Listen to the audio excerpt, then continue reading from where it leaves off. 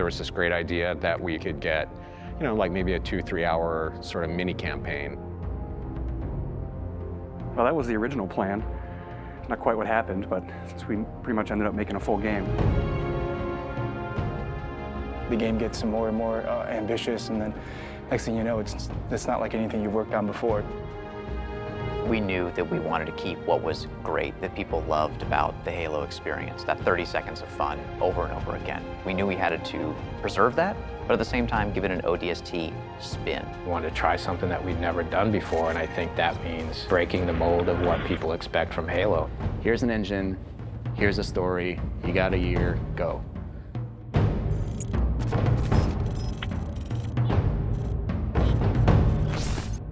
One of the great challenges that we had with ODST was, since we didn't want to be traveling all across the universe in this gigantic space opera, we wanted to really focus on one place.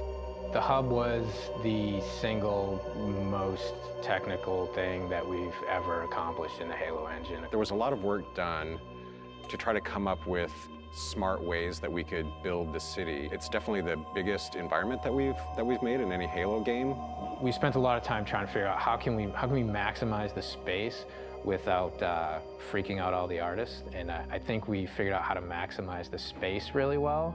I don't think we ever figured out that second part too well. We want the player to have this open, visceral, you're in the city experience.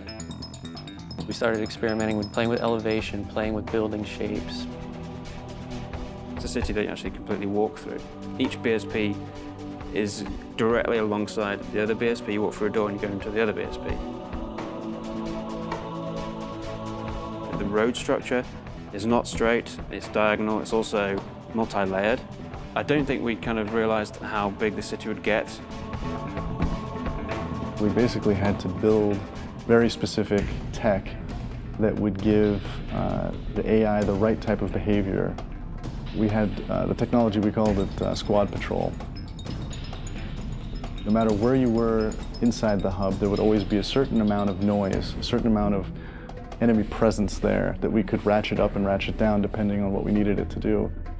We need to have this dark, moody city without making it unplayable. I wanted to get a feeling of rain at night in an abandoned city. I still like to score the emotions and mood that we want the player to feel when they're playing the game. We want people to explore the city. We want people to find this, this kind of hidden little sub-story. What if the phones rang? You're alone, you're in the city, you're trying to unravel a mystery. That's the feeling you have every time you're the rookie. What's fun about being an ODST? How's he different than the Master Chief? What kind of problems does he face versus the Chief? If they're not the walking tank, they really have to pick up weapons that they're going to use. There were things that we added. The silenced submachine gun and the silenced pistol are absolutely the best tools for the job. Something the ODSTs have that Spartans actually don't. Silenced weapons at night, they feel cool, they look awesome, they're really sweet to use. In real life, silenced weapons don't have a whole lot of sound.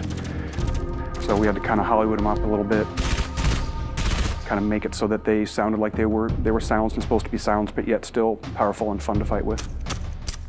In a lot of ways, it feels like Halo 1, because it's back to single wielding. Dual wielding. Paul doesn't like dual wielding, so we cut it. Visor mode is really cool, and it evolved a lot. There were versions that looked really great for the art, but yeah, maybe they didn't do such great things for the design. It affected how we lit something. We'd make this building and it looked great, and we thought it was fine, and you turn on the visor mode and you realize that's really just a square. But it also has the advantage of really showcasing the depth of our scenes. Put on visor mode, and then the whole environment reveals its secrets to you.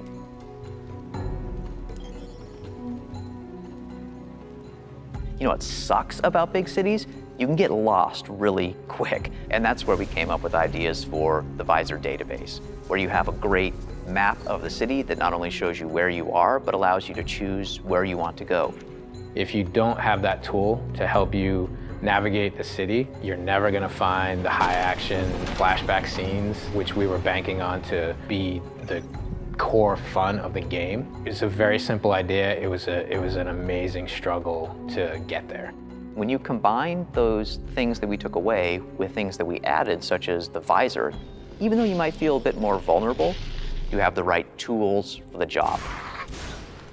The hardest part moving from Halo 3 to ODST was just the difference in the play styles of the characters. If you look at the Master Chief in the course of the Halo games, he became ridiculously powerful over time. And ODST feels very different because when you start taking fire, you can't just continually keep kicking ass. You have to actually look for cover because you don't have a motion tracker like the Chief. Bringing back the health was something that was born out of a discussion about how can we add long-term level of tension to the game. For us, health is important in the ODST's world because it reminds you that you're vulnerable.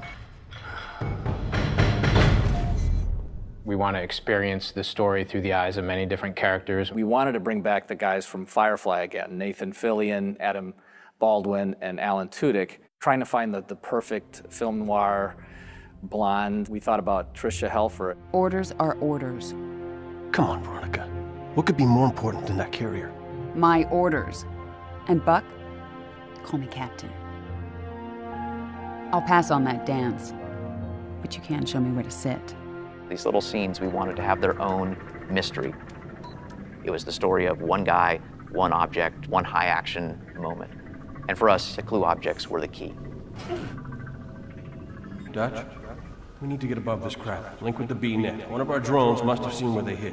When you find a clue, you're actually going back in time and playing in the boots from another ODST's perspective. Good hunting, boys. I'm keeping my boots on the ground. You've got 5 main characters. Banshees! Each of the characters have things to say from first person. Not only ground you in the character, but also give you some really useful tactical information about the battlefield. It's coming to drop in behind us. They must know this is our rally point. Where the heck did these buggers come from? Underground tunnels are filled with the damn thing. We got ammo and weapons on the high ground. Move it, move it. Without spending a lot of effort personalizing each of those characters, then it wouldn't mean as much when you stepped into their boots. We need some help. Look out! Bam, said the lady. So I hope it's the right balance of new and old, that it doesn't come off like we've screwed the pooch on this one. But I do think they will probably walk away from this honestly wanting more. Honestly, if we had more time to do ODST, I really don't know what we would do differently. So if I got another 2 weeks, I don't know. I guess I'd play more ODST.